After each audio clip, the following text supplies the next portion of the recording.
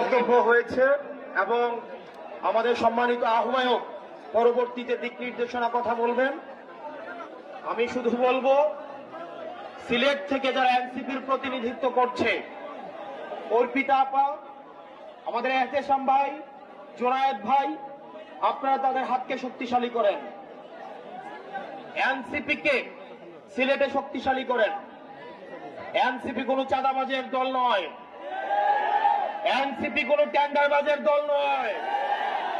NCP উঠে এসেছে সংকট থেকে, সমস্যা সমাধান করে এনসিপি উঠে এসেছে, ফ্যাসিবাদের কবর রচনা করে এনসিপি উঠে এসেছে, আওয়ামী লীগের চ্যাপ্টার ক্লোজ করে এনসিপি উঠে এসেছে। আপনারা এনসিপির হাতকে শক্তিশালী করুন। আমরা আপনাদেরকে প্রতিশ্রুতি দিচ্ছি, পরবর্তী বাংলাদেশে জনগণের বাংলাদেশ করার জন্য এতদিন পর্যন্ত আমাদের দেশটা হয়েছে ধনিক শ্রেণীর, আমাদের দেশটা হয়েছে বসুন্ধরার, আমাদের দেশটা হয়েছে প্রশাসনের, আমাদের দেশটা হয়েছে আর্মিদের, আমাদের দেশটা জনগণের হয়ে ওঠে নাই। আমরা আপনাদেরকে প্রতিশ্রুতি দিচ্ছি, এনসিপির নেতৃত্বে ক্ষমতা জনতার হাতেই আমরা ফিরিয়ে দিব। প্রিয় সিলেটবাসী, আপনারা সবাই ঐক্যবদ্ধ থাকবেন। আমাদের সংকট শেষ হয়ে এখনো যায়নি, আমাদের সামনে লড়াই রয়েছে। ইতিমধ্যে আওয়ামী লীগের একটা পক্ষ, যারা আওয়ামী লীগ করেছে, আওয়ামী লীগের সুবিধা নিয়ে লেখক হয়েছে, আওয়ামী লীগের সুবিধা নিয়ে যারা অ্যাক্টিভিজম করেছে, আওয়ামী লীগের সুবিধা নিয়ে যারা মিডিয়া খুলেছে, তাদের প্রতি আমাদের সজাগ দৃষ্টি রাখতে হবে।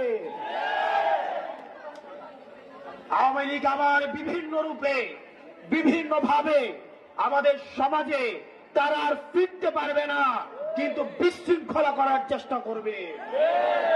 তাদেরকে আমাদের ঐক্যবদ্ধভাবে প্রতিরোধ করতে হবে। আপনারা সবাই ভালো থাকবেন, সুস্থ থাকবেন। এই মুহূর্তে বাংলাদেশে কোনো কিছুর প্রয়োজন আছে, বিচার আর সংস্কারের প্রয়োজন আছে, বিচার আর সংস্কারের প্রয়োজন আছে। এই মুহূর্তে দরকার বিচার আর সংস্কার, এই মুহূর্তে দরকার ইনকিলাব, ইনকিলাব, ইনকিলাব, ইনকিলাব। নতুন করে আবার দেখতে পাচ্ছি আমাদের মুজিববাদের পাহারাদার দাঁড়িয়ে যাচ্ছে। তারা কথায় কথায় আমাদেরকে বাংলা ছাড়তে বলছে। আমরা বলবো, চাঁদাবাজার দখলদার বাংলা নয়, তোর বাপ দাদা। ওই চাঁদাবাজার দখলদার